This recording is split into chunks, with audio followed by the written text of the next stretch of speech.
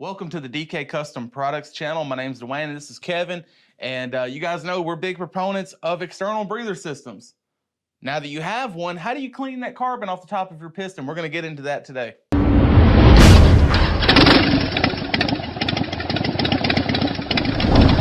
So one of the most common questions is, how do I get rid of the carbon that's built up on top of my piston? Right, but before we get into that, we would appreciate if you guys would like, comment, and subscribe because that really helps us out.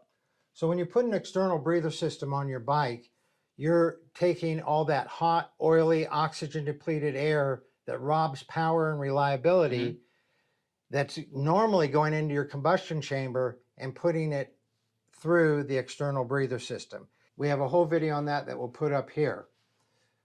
But the question that we get a lot, Dwayne, is after people have installed that EBS, that external breather system on their bike, what do they do about the carbon that's sitting on top of the pistons? Right, because we talk about the detriments of that carbon that's built up, but now that you've rerouted it, now you're not building upon that. What do you do with the residual? Like, do you clean it off? Do you let it burn off on its own? Do you have something helping along? Like, what do you do?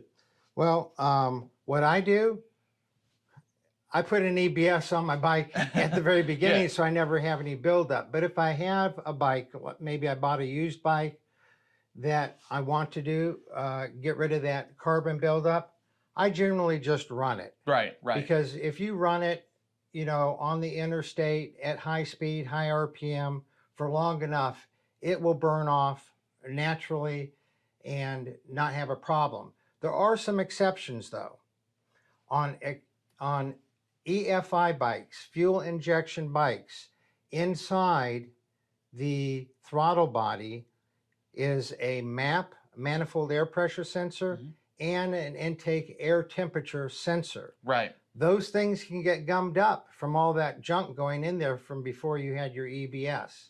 And so using something like a carburetor and air intake cleaner or a CRC brand throttle body cleaner, and you just spray that into either your carburetor throat or your throttle body throat and clean the whole inside of your throttle body or carburetor out. Also, that liquid will get through the piston. It'll help break some of that up too. I will do that if I have a dirty intake. The danger in that, and it's only 1 in 1,000 or 1 in 5,000 chance, but the danger is that too big a piece of carbon will break off of your piston top and maybe get caught between the valve and the valve seat and cause some problems.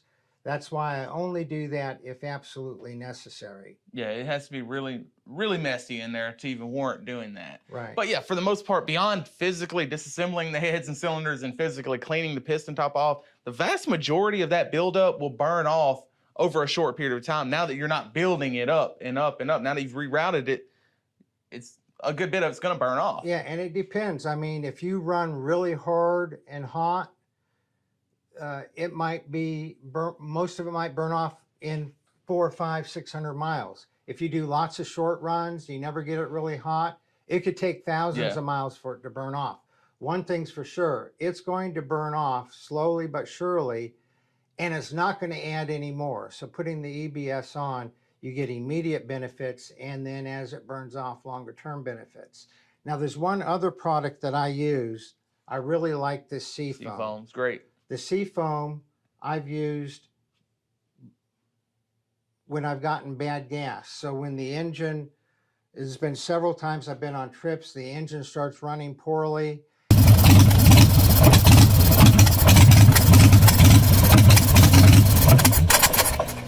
After I filled up with gas, and I add some of this to the gas tank, not to the intake, to the gas tank, and it gets rid of the engine running poorly because of the water and the gas.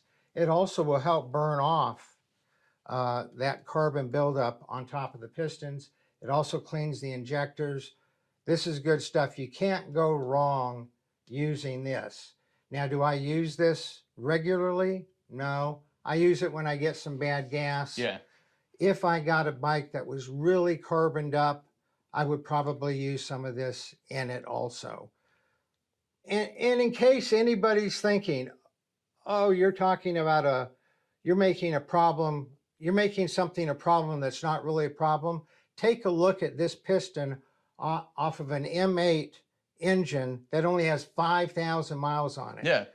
The guy who pulled his engine apart because it wasn't running well and he wanted to go ahead and upgrade it was shocked beyond belief that in 5,000 miles it had this much buildup on it. But you don't want to have that buildup. You want to have an external breather system, and you can just run it to get rid of the carbon, or I would prefer to use the seafoam in the gas tank.